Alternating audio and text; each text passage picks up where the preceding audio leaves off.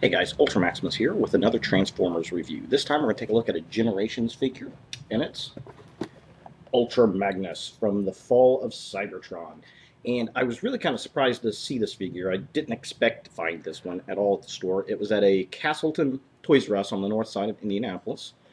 And I was pretty excited about this figure because, well, I think the mold fits Magnus better than it does Optimus Prime. So looking at the package itself, we've got some really nice artwork up here, Transformers Generations. Here he is. And then, look at this. This is weird. Why is there a piece of tape holding the front of the little package, the little truck there? Can you see that? That's just kind of weird. Just kind of odd. Series 1, number 12. Of course, he is an Autobot.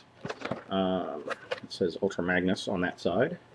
And underneath, we've got Kickback and Air Raid. Couldn't care less about Air Raid, but I really want a Kickback figure.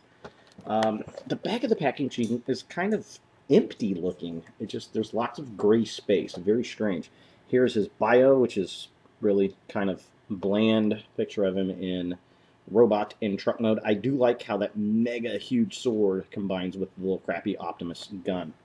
And then here are his stats, which look about right for Magnus, I guess. Yeah, so looking pretty decent so far. It still looks small as a figure, but I am digging it off the cuff just as far as the paint job goes. So let's take a look at this guy out of the package. Alright, so here we have Ultra Magnus out of his package. And I do have to say, I am a fan of this paint scheme with this mold. I think it looks much better than the Optimus Prime. The problem is, again, it's just too small. This needs to be a Voyager class figure. It just is, it's an injustice. This is so small. But the head sculpt, it's basically a repaint, except for the head sculpt. It's got a new Ultra Magnus head sculpt there. Everything else is just a repaint. Transforms the same way, poses the same. The other thing that is new is this, and at first I didn't care much for the fact that he had a sword. Animated kind of really spoiled me with Ultra Magnus and a hammer, and I really wished he had the hammer. I also wish they added some missiles on the side. We've got pegs there that we could easily put a missile piece in there. Maybe we'll get something from a third party, who knows. But I do have to say I changed my mind on the sword after getting out and playing with it. It looks cool. It's got lots of great detail. And it combines with this gun. I got the bird going crazy over there. Hi, baby. So, yeah, all in all, I do like the figure. I think it fits the figure. Ultra Magnus has always been a very staunch and serious type of character. Of course, my favorite incarnation being the G1 version with Robert Stack doing the voice. But yeah, it's, very, very cool. The other thing, I wish on the Autobot logos up here, they would have put a white background to make them pop a little bit better, and I think the white would have gone well with the paint scheme. But yeah, I love this paint job on this figure. I think it looks fantastic. So let's take a look at how this little sword piece here combines with the gun, and I do like that. I think that is very cool, and we'll take a look at the vehicle mode. Alright, so here we have the basic little Optimus Prime gun that came with the original Prime figure, which I don't particularly care for. The only thing I like about this really is the fact that this piece really reminds me of the G1 toy, but the rest of it just kind of looks like a Lego, which actually works for the sword because it becomes a base for a pretty cool looking weapon. So we're going to throw this to the side. And this sword, I don't know where they got this from. I don't know if this comes from another figure. If you know, let me know. Or if this is a totally new mold. I want to say I've seen this somewhere before on a different figure, but I can't say that I have for sure. But the cool thing about this, it really seems like it could go for a Dinobot, I think. This breaks apart. So we've got this piece, and we got some really nice detail. And it doesn't look like it would hook to anything, really.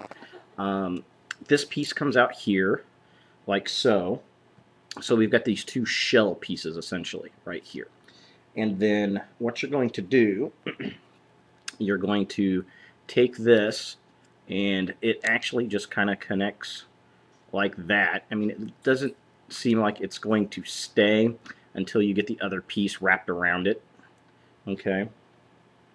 And then you want to, if I can remember how to do this.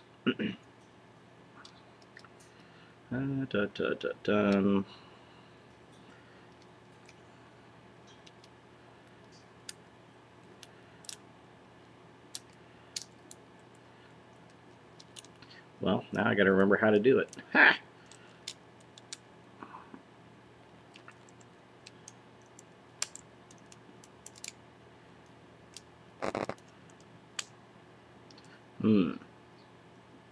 I figured this out, and it worked really well. I swear that it did.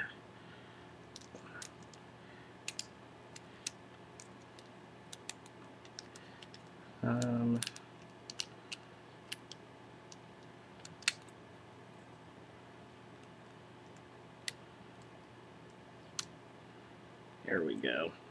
This piece is going to clip up like that, there, like so. And then this piece will clip. See, you gotta pay attention to the thing to get it to work.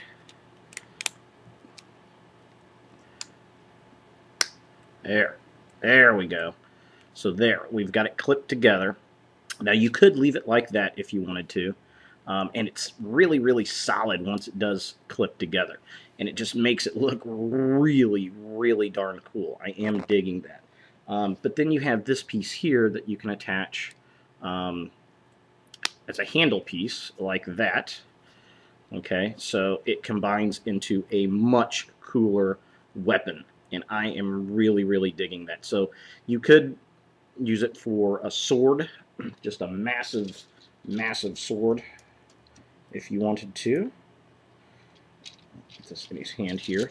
So he's got this humongous, nasty-looking sword. You could bring it down into like a gun type of position if you wanted to, that way, or I guess you could have him hold it as a gun like this if you so wanted to. I think it looks really darn cool like this. So, I mean, this is a massive, massive weapon. Very cool. Probably the coolest thing about this figure is this sword piece. And again, I don't know where they got it from. And it makes that really generic gun that came with Optimus Prime just look phenomenal. So, that, very cool. Again, man, I wish this was a Voyager class figure. I think that this would really, really benefit from being that. I mean, can you imagine this cool weapon thing, the size for a Voyager figure? I mean, as it sits right now, it could probably work pretty good for a Voyager figure. Yeah, I mean, it's huge. It's cool. It's neat. Yeah, I don't know where they got the idea for this, but I'm glad they did. I mean, this is probably how it's going to sit on my shelf, displaying that really cool weapon piece there, and it really does give him a nice, nice aggressive look. So let's look at this guy in his vehicle mode, shall we? Aha. Alright, so here we have Ultra Magnus in his Cybertronian truck mode, and much like the Optimus Prime, I mean, it's the same exact thing. It's just so, so tiny. It looks neat from the front, but it's just so tiny. I know there's a third-party company that's making a trailer to work with this, which I think this needs desperately, because it's got the feet where it's perfect to connect a trailer piece on there, and I think that's going to look cool if they do it right. And it would be nice for Ultra Magnus to have maybe use it as armor or something. So we'll see what happens with that. But yeah, overall, while it looks really neat and the detail, the paint on it, again, it just looks so much better in this paint scheme, I think, than it did in the Optimus Prime paint scheme. It's just so bloody tiny. I mean, look at that thing. And you can, if you want to, take his massive sword of death and stick it on the side there. And there you go. I mean, the sword hides the figure. Come on. That's too damn small. Absolutely. Should have been a Voyager class figure, no doubt. Now, the other thing, just to transform him real quick, and this figure's relatively easy to transform. Getting back into robot mode really, really fast.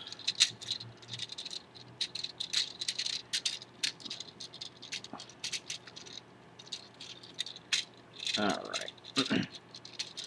So here he is pretty much in his robot mode. The other nice thing about the sword that I like, there's a piece back here that you can actually connect his sword, and he can hold it, store it on his back like that, which is very cool. You could do a pose where he's actually going to grab the sword, which is pretty darn nice. I do like the sword. I didn't think I was going to like it, and I got to say, best part about the entire figure is this sword, and just his ability to pose with it. I like the fact it combines with the gun. You can break it down into 2 weapons. Just an all-round great concept for the figure. And to be honest, that really helps sell this figure to me. The paint scheme, the new head sculpt, and that sword. If it didn't have that, I mean, it would really not be worth the money. And it was pushing it, man. When I bought the figure, it come up $18.18 after tax. So $20 for this tiny little figure. That is a very, very small deluxe figure. And I was like, ugh. And I really, really kind of got stung by the price after I bought it. But getting it out of the package, I have to say, phenomenal. Yes, definitely worth the money if you see him, pick him up. If you're an Ultra Magnus fan, you're a collector of Magnus figures, you're definitely going to like this, and you're definitely going to wish that this was a larger figure. But all in all, I think the little sword helps the figure. It just looks cool. I love the large red eyes that he's got going on there, and it just really, even this large bulky piece here, the dark blue, I think helps kind of tone that down. And Magnus is a big bulky guy anyway, so it really fits this character. So there he is, Ultra Magnus, Fall of Cybertron, who I don't even think he's in the game. I don't remember him from the game, actually. But it was a very well-done repaint of the tragedy that was the Optimus Prime Fall of Cybertron figure. So there he is, guys. Ultra Magnus and his glory. Thanks for watching, and look for more videos in the future.